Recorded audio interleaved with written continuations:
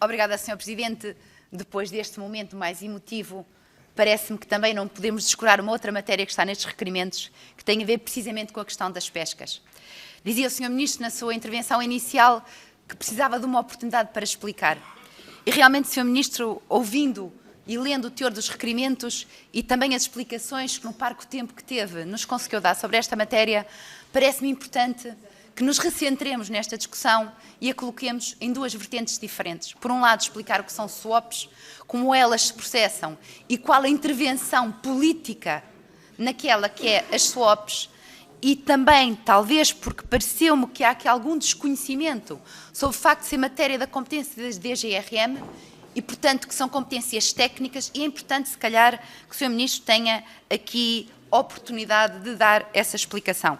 Por outro lado, também me parece que é importante e relevante que se faça aqui uma fita do tempo, de qual foi o funcionamento e os tempos e o modo como as swaps e as cotas pesqueiras para Portugal foram negociadas. Parece-me que há aqui muita confusão e às vezes a confusão e o desconhecimento leva à má interpretação dos factos. Eu prefiro chamar-lhes assim do que usar termos e intenções malévolas, como vejo constantemente serem feitas. Eu prefiro que seja desta forma, até porque é a falar que nós nos entendemos. E, portanto, julgo que seria importante, se houvesse aqui alguma oportunidade, que nos explicassem, nomeadamente, se foi ou não tida em conta, nestas swaps, aquelas são as necessidades efetivas da frota pesqueira portuguesa, nomeadamente, quer o arrasto, quer o cerco, ou aquela que é a frota polivalente, ou se estamos aqui a falar de números e a falar de cotas e apenas tendo em conta e misturando as espécies e as cotas de cada espécie piscícola sem ter em conta as necessidades de Portugal.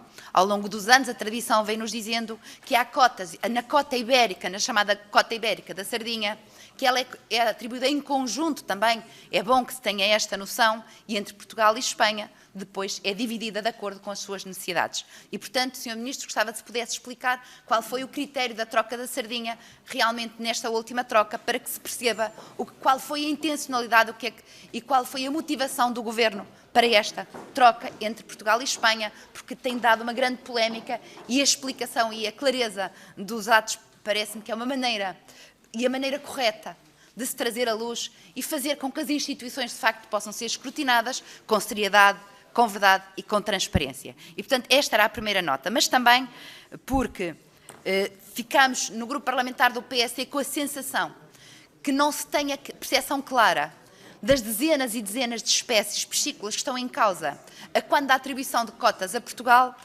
e qual tem sido o procedimento dos sucessivos governos ao longo dos anos. Portanto, estamos a falar de Portugal, que é disso que estamos a falar, porque é uma cota portuguesa e não a podemos politizar no sentido da luta e da chincana político-partidária, se é verdade ou não que ao longo dos anos Portugal tem cedido parte da sua cota porque a mesma não é necessária e não é aquela que está no centro da atividade das necessidades da nossa frota costeira, quer do arresto, quer do cerco, quer da polivalente, e se não temos ao longo dos últimos anos, tendo este modo de atuação no melhor interesse daqueles que são os pescadores, que é a nossa frota pesqueira e que também, por conseguinte, de Portugal.